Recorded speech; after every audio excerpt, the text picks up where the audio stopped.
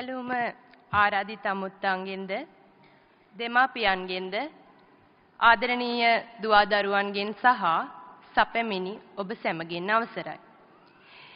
Baby බීස් පෙරපාසලට වසර 20ක් පිරෙන අදවන් දවසක මේ වේදිකාව මත ඉඳලා මේ විදියට කතා කරන්න ලැබීමම මගේ ජීවිතයේ සුවිශේෂී භාගයක් විදියට තමයි මම දකින්නේ. බේබි බීස් පෙරපාසල මේ තරම්ම සාර්ථකව ඉදිරියට ගලාගෙන යාමේ රහස විදියට මම දකින්නේ අපේ මේ ගුරුමෑණියන්ගේ දක්ෂතාවය සහ කැපවීම සහ මෙහි ක්‍රියාත්මක වන මනා වාර්ෂික සැලැස්ම.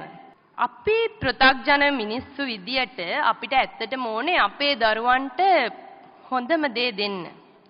දෙමාපියන් විදියට හොඳම විදියට දෙන්න තමයි අපි හැමතිස්සෙම බලන්නේ. ඉතින් ඒකට අපිට අපේ දරුවන්ගේ වයසක් කාලයක් ඇත්තටම අදාළ වෙන්නේ නැහැ. අවුරුදු 18ක් පුරාවට මේ පෙරපාසලේ කලා උළෙල බලලා තමයි මම තීරණයක් ගත්තේ කවදා හරි මගේ දරුවත් මම එවන්නේ මේ බේබි බීස් පෙරපාසලට කියන එක.